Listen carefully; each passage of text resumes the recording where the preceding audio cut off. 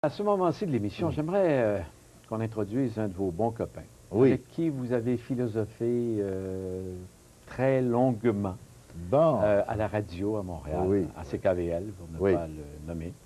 Et vous savez de qui je veux parler sans doute. Absolument. Roger Drolet. Roger, si tu veux bien venir te joindre à nous, s'il te plaît. Et mon cher Roger, ça me fait plaisir de t'accueillir. Bonsoir. Aussi.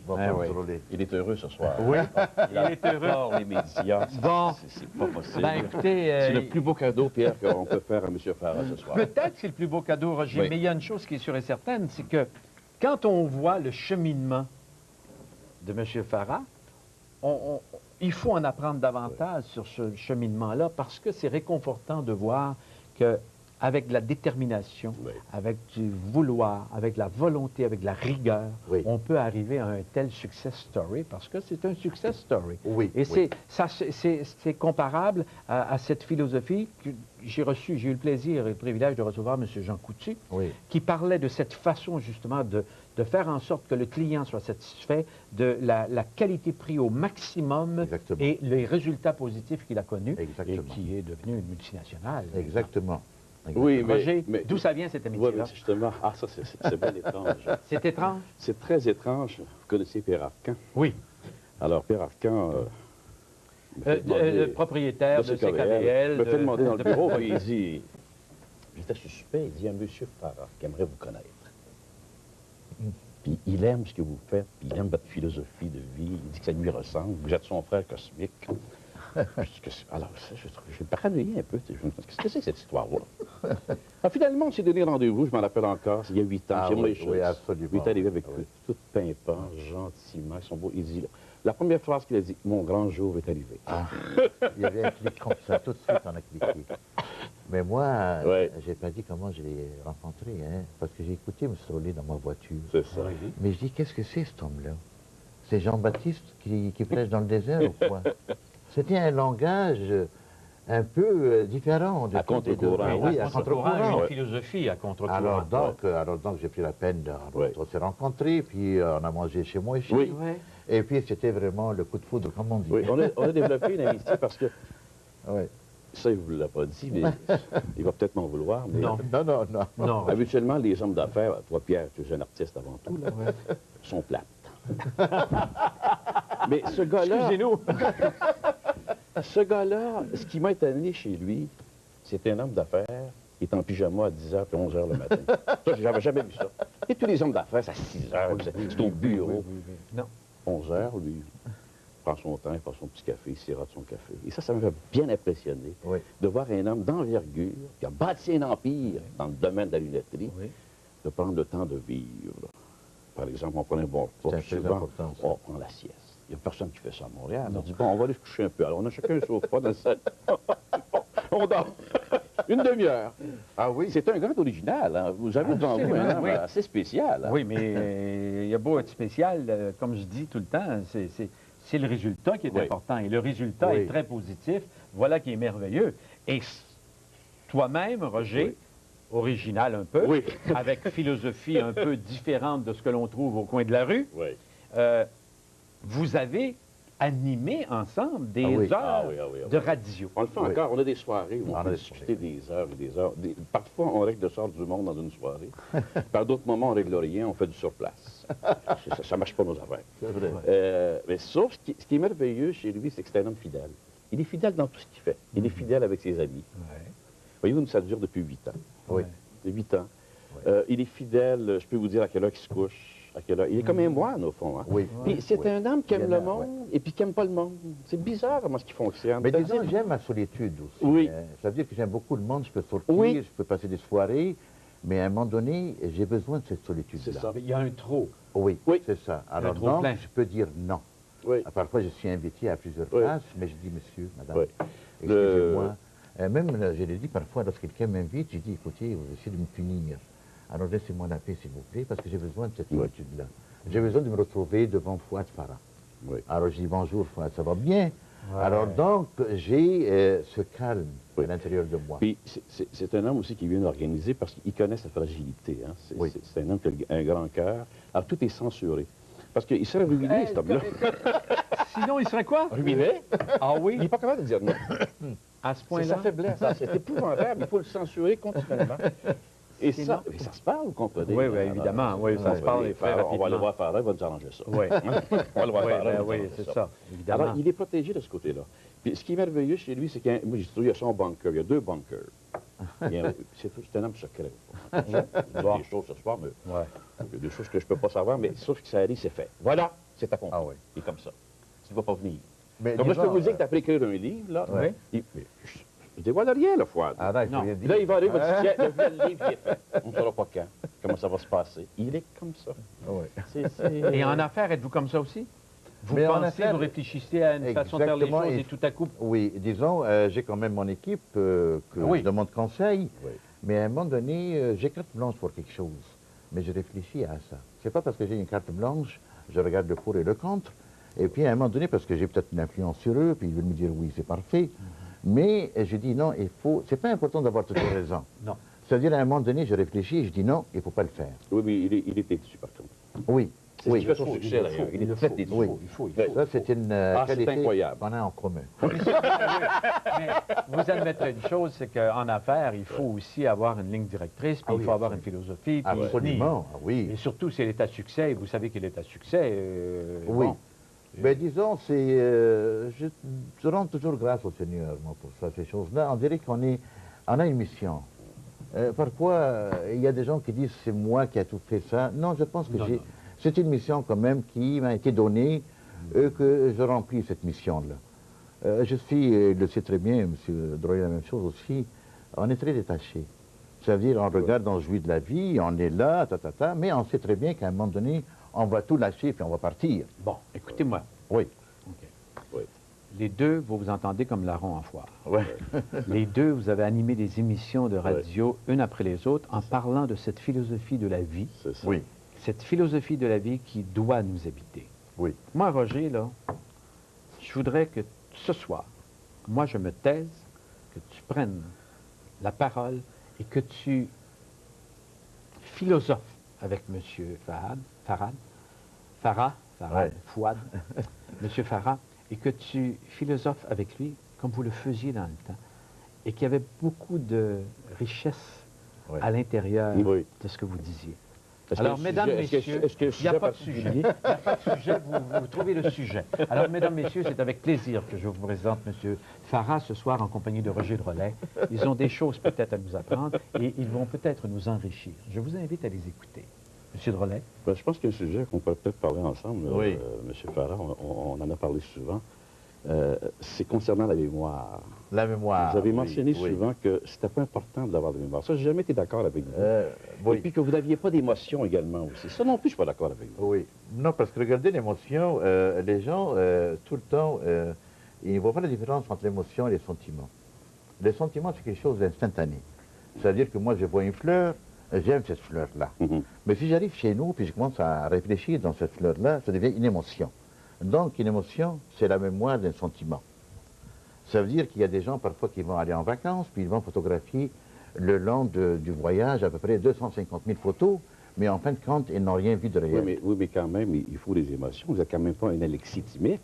Oui, j'en ai des sentiments. Oui. C'est ça la différence entre un sentiment et une émotion. Ça veut dire que moi, je peux regarder quelque chose et je peux pleurer. Je trouve ça extrêmement beau, je peux pleurer. J'aime ça.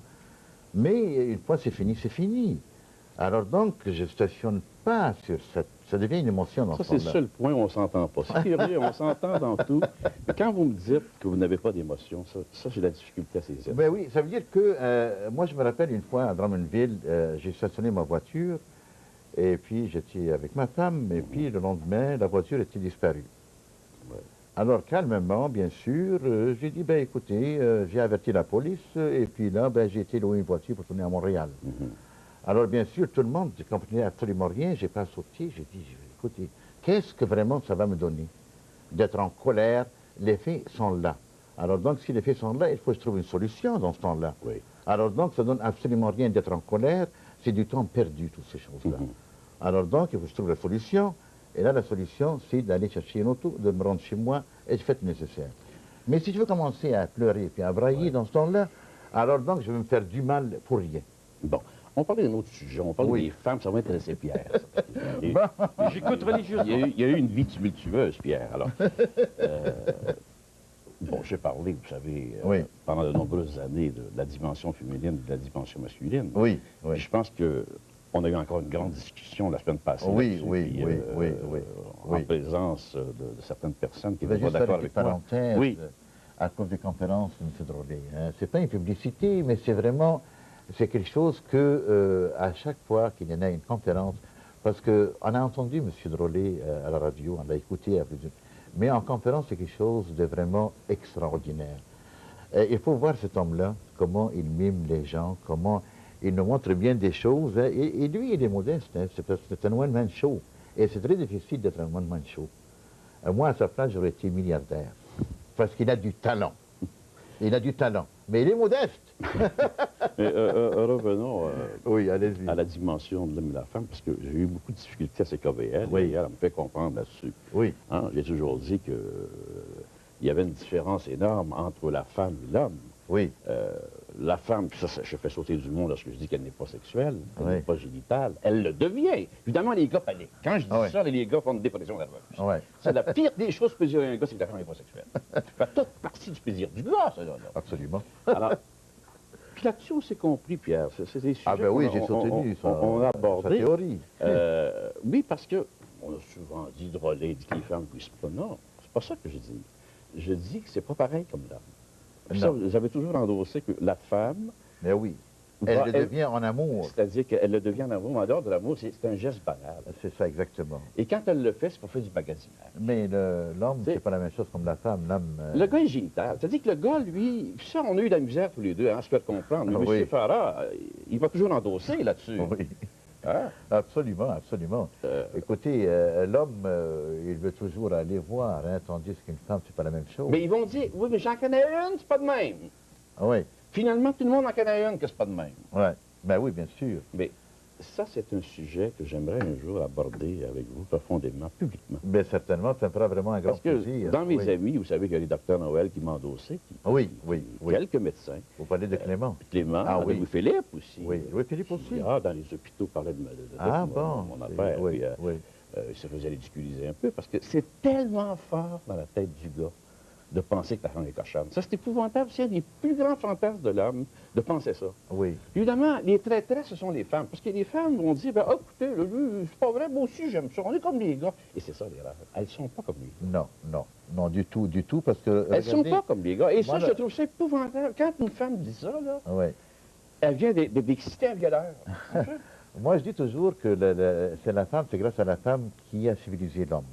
Moi, je suis convaincu que lorsque l'homme était chasseur dans le bois, là, et puis à un moment donné, la femme était chercher, puis il dit, écoutez, on va faire un peu d'agriculture ici, là, vous allez devenir des enfants, et puis là, on va rester là, parce que l'homme, c'est un chasseur. Oui, puis si la femme, M. Farah, était sexuelle, il n'y aurait pas d'amour sur la Terre.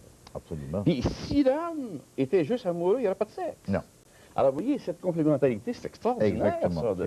Une femme qui, au départ, n'est pas sexuelle, qui va le devenir. Oui. Ça va partir d'en haut, aller en bas. Tandis que et le gars, ça part d'en bas, aller en haut. Mais ça, là, le public ne comprend pas ça. Non, il y a beaucoup de gens qui comprennent ça, je m'excuse. Oui. Non, il y a le chat de 5 minutes après. Oui, mais j'en connais une, c'est pas de même. C'est toujours j'en connais une. C'est ça que je peux entendre. Oui, mais j'en connais une. Je vous dis, M. Farah, que tout le monde en connaît une. Je suis certain qu'il y a des gens qui ont dit ça. Faut sauver leur affaire. Ah, c'est ça. Bon, alors... je vous laisse aller. Je vous laisse aller parce que je trouve ça assez exceptionnel. Et de ce qu'étaient vos discussions philosophiques sur la vie. Mais vous êtes tous les deux, vous êtes des hommes de foi. Oui. Quand je dis des hommes de foi, je ne veux pas dire des chrétiens pratiquants. Ah, moi, je suis un pratiquant. Oui, bon, moi, je suis un pratiquant. Un pratiquant.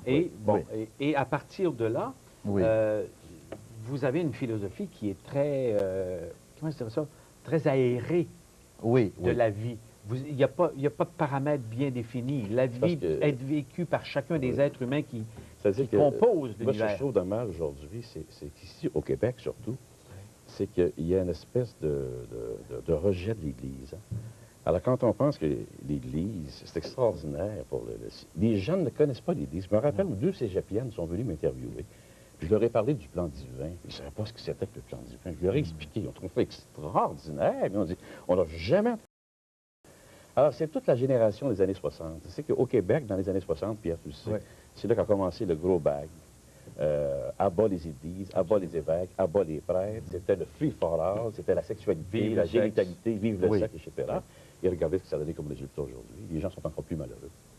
Alors, c'est sûr qu'il fait... Dans une société, il faut toujours du changement, parce qu'autrement, ça n'a aucun sens. Hein? Le changement, c'est une loi de la nature. Il faut toujours que ça change. Mais il y a des valeurs qu'il faut conserver. C'est une évolution. Oui, non, mais il n'y a pas eu d'évolution. L'humain a regressé, quant à moi. Quant à moi, l'humain a régressé. La technologie, hein, M. Farah, la technologie a avancé. Mais M. Farah, je pense, partage ces opinions-là, et c'est de là qu'est né votre amitié. Oui, exactement, ensemble. oui.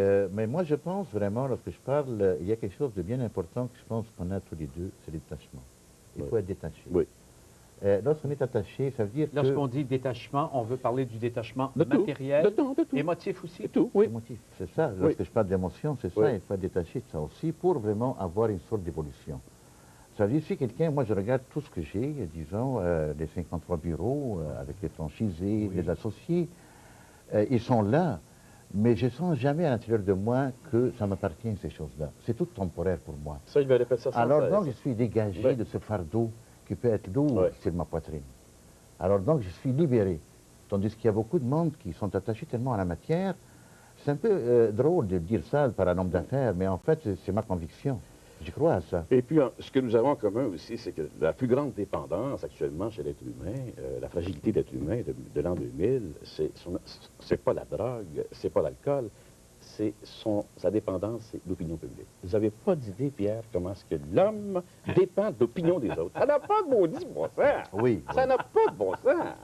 Oui, mais on a la preuve vivante d'un gars qui se fout royalement. Pas moi. Lui, il est rendu... Moi, j'ai encore la difficulté avec... Ah, pas lui. Oui, il a un peu de difficulté. Moi, j'ai un peu mais parce que lui, il a un ego un peu. Moi, mon ego, il devient de plus en plus petit. C'est-à-dire que c'est la sagesse qui fait ça? Non. Non, mais disons, il faut savoir la différence entre l'ego et l'être humain. Hein. Disons que quelqu'un m'a insulté. Alors, il y a des gens qui vont dire, mais comment ça se fait? Il m'a insulté celui-là, il faut que je fasse quelque chose. Mais en fait, qu'est-ce qu'il a touché dans vous? Il n'a pas touché vraiment la personne, il a touché l'ego. Alors donc, si on fait la différence entre l'ego de l'être humain et la personne même, donc on n'a pas de problème du tout. Là, on peut pardonner, là, on peut vivre vraiment plus facilement. C'est-à-dire que M. Farah ne se prend pas au sérieux. Et il refuse de se prendre au sérieux. Non, mais ça ne donne absolument rien, ces choses-là. Ça ne donne absolument rien. Il y a parfois des gens qui vont ouvrir la porte de l'ascenseur. Puis il ne vous a pas parlé ce soir, mais je pense que c'est un homme qui était très éprouvé. Hein, oui. La mort de son fils, ça, c'est épouvantable. Ça, c'est ce oui, mais ça, là... Ah, oui. Accidentel? Oui, c'est accidentel, à l'âge de 7 ans, oui. Ça, c'était une noyade. Ouais. Mais c'est pas vraiment une noyade, c'était un arrêt de cœur parce qu'il a eu peur. Puis, ah oui, mais dans ce temps-là... Et perdre un enfant est à peu près la plus grande épreuve qu'un Exactement, oui. On peut vraiment, c'est vraiment la chose la plus difficile qui peut exister pour un être humain. Alors, j'étais détaché avant, mais maintenant, je suis encore beaucoup plus détaché que... Ah oui. Mais vous avez un second fils quand même, qui est dans le même domaine que papa. Oui, mais quand même s'il y en a 30 enfants, puis on perd un, c'est la même chose. Hein. Alors donc, la brebis égarée, on va toujours la chercher. Hein. Alors donc, c'est ça.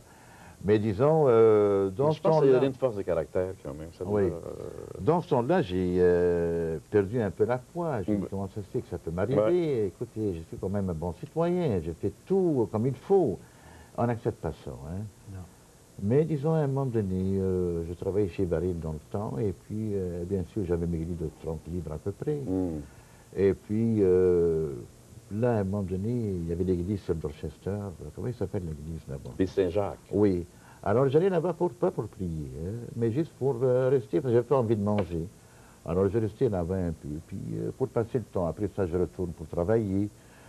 Mais puis, peu à peu, il y a eu cette sorte de paix intérieure qui m'a habité. Et c'est pour ça que je dis aux gens parfois, allez à l'église, c'est pas important de prier, mais allez là-bas. Juste l'atmosphère va vous changer. Et ce qui m'a changé moi aussi. Alors à un moment donné, j'ai compris que c'est vraiment qu'il n'y a rien qui peut m'appartenir, même pas mon fils. Alors donc, ça devient un détachement absolu dans ce Oui, puis quand nous nous sommes connus, il vivait bien simplement. Puis moi, évidemment, je suis un peu mégalomane, c'est bars. Alors, j'ai dit, M. Farah, ça n'a pas de bon sens. Ça, c'est mon histoire. Je l'ai humilié. Hein. J'ai dit, écoutez, vous vivez comme un concierge, appartement. Vous vivez comme un concierge. Écoutez ça, c'est bon, ça. Je vous dis, c'est un gars secret. Hein? Oui. Alors, j'ai dit, ça n'a pas de petit bon sens. Quoi? C'est correct comme ça? Oui. Il y avait le gros Lazy Boy, il s'est acheté, je ne sais pas trop où, la 32 pièces, c'est 95. Et puis la bibliothèque. Ah, mais non, un peu plus cher que ça. Hein. Non, oui, non, c'était du bon. Alors, mais regardez comment est-ce qu'il est. Donc, détaché, c'est ça. Donc, Attends, oui, mais attention. Là, j'ai réveillé le monstre qu'avant lui. Oh! Ah oui. Il revient, monsieur, avec un palais. Il est allé chercher ses meubles en il n'y a pas un roulant qui meublait comme ça. À la vengeance et douce. Toujours en secret. Oui, oui, oui. Ah oui. Ah oui? Parce que lui, il s'attendait que j'allais apporter des poufs. Gros hein. pouf de... C'est Oui, ça. oui. Alors lui, oriental. Ouais, moi, j'aime tu sais pas qu'il a ça, ramassé dans 25-30 ans, moi je l'ai fait dans à peu près 3 mois. c'est ça. C'est moi qui ai humilié. Mais il y a une complicité qui existe Ah oui, chez ah vous oui, ah et oui. qui fait justement que Ah oui. vous avez un plaisir fou et Ah. un sens de Ouais, le l'humour. seul plaisir Mais qu'il y a pas, Roger, c'est quand il faut que je l'appelle. par exemple. Ah. Ça, c'est pourquoi? pas drôle. Ah, c'est pas je me dis, tu frapper à la porte chez lui, il répond même pas. Oh non. La solitude. Ah non, Ah ça, non, ça, non, c'est ah terrible. oui, ah Moi, oui, là, ça, c'est quand je suis sacré. obligé de l'appeler Pierre, après ça, le monde appelle chez moi, ils veulent tous quelque chose. Alors, ils savent que je suis son ami. Penses-tu que M. Farah pourrait nous arranger ça? Ouais. Ah ben Oui, oui. mais là, je suis obligé de dire, M. Farah, écoute, tu me demandes, ça va me prendre 3 jours pour le trouver. Écoute, peux-tu me demander un autre gars que lui? Ah, il est très difficile à rejoindre. Ça, là-dessus, c'est... Ben écoutez, à un moment donné... J'ai tous ses numéros de téléphone. Hein. C'est la Écoutez, protection. j'ai 8 numéros de téléphone. Oui. Quand je veux le rejoindre, je travaille en moyenne un bon 2-3 heures. Oui, oui. Pour être capable de le rejoindre. Oui. Lorsque je décide que je ne suis pas là, je ne suis pas là. Ouais. Puis, Ah, fait, mais il le faut, mais M. Marcotte. Quelle est la perception? Bon, vous fréquentez d'autres hommes d'affaires. Oui, bien évidemment. sûr, oui. Vous êtes du milieu des Oui, affaires. oui. Et vous êtes impliqué dans votre milieu. Oui. Mais il vient d'avoir Quel un est- bon prix, là. Oui. Ah oui, Oui. l'homme le plus prospère au Québec Oui, dans son mais domaine. j'ai Ah oui? rencontré M. Marcotte dans Oui. une des... Ah oui? Ah oui? Oui, oui. Ah oui, où on a reçu le prix Ah oui, du des commerce, consommateurs, des oui, consommateurs. Oui. Et quelle est la réaction des autres versus vous, qui avez une philosophie dont vous parlez, qui est complètement différente et qui ressemble sans doute à la leur, puisque ce sont des hommes à succès? Oui, oui. Mais moi, je suis un peu bizarre, si on dit. Oui. Parce que regardez, la plupart des hommes d'affaires, ils vont aller jouer au golf. Moi, je ne joue pas au golf. Non. Et la dernière fois, à Québec, on m'a invité pour jouer au golf. C'était une catastrophe. Parce que là, je vais frapper le gazon. Vous avez labouré. Alors donc, tout le monde m'invite pour jouer au golf. Je dis non. Mais qu'est-ce que vous faites? Je dis, moi, je danse. Hein? Vous dansez? Mais qu'est-ce que c'est, cette histoire-là? Alors donc, ils m'invitent parfois pour lyncher. Des occasions spéciales. Oui, des occasions spéciales. Et je le refuse tout le temps. À moins qu'il soit le restaurant pas Oui, loin. mais vos fournisseurs, tout ce monde-là, Oui, vous devez les rencontrer pour... Le soir, je peux le faire. Mais disons, le jour, si je mange pendant 3 heures, M. Marcotte, Ah, ouais. alors je vais arriver au bureau fatigué, flasque, si on a pris un verre de vin, alors donc on n'a plus la tête de fonctionner. Donc, il est difficile à trouver, mais on sait pertinemment qu'il y a beaucoup de rigueur dans le travail. Oui, oui. Alors, Tu as le dit qu'il travail- ne travaille pas longtemps. Non, mais c'est concentré. C'est ça. Il ne perd pas de temps. Non. Il perd pas Parce de que temps. disons, les gens parfois ils vont dépenser à peu près 7-8 heures pour travailler. Ouais. Mais la plupart du temps, c'est quoi? C'est concentré dans à peu près 2-3 heures. On dit que l'homme a toujours des rêves. Ce Oui. serait quoi votre rêve? Des Ah, rêves impossibles à les réaliser. des rêves impossibles. Les rêves que je ne sais pas vraiment que la province de Québec revienne comme il était avant. C'est ça son rêve. C'est ça mon rêve. Et ça veut dire Mais ça ne reviendra pas. Ça veut dire que je veux rencontrer ce peuple généreux, ce peuple qui donnait beaucoup. Ouais. C'est incroyable parce que vraiment ce que j'ai senti dans ce temps-là, c'était vraiment, je ne peux pas le transmettre parce que j'étais tellement bien reçu, bien aimé de ce peuple-là, que je le remercie encore une fois. Et vous l'avez bien rendu jusqu'à maintenant. Ah, Alors, je vous souhaite encore beaucoup de succès. Merci Roger Drolet, beaucoup. merci beaucoup de s'être prêté à cette entrevue Plaisir. en compagnie de M. Farah. merci beaucoup, M. Marcotte. Le temps passe vite, c'est Félicitations. déjà Le temps fini. passe vite, déjà C'est terminé. incroyable, hein? Ah. Et je vous invite, vous, chers téléspectateurs, évidemment, à revenir la semaine prochaine pour un autre rendez-vous avec.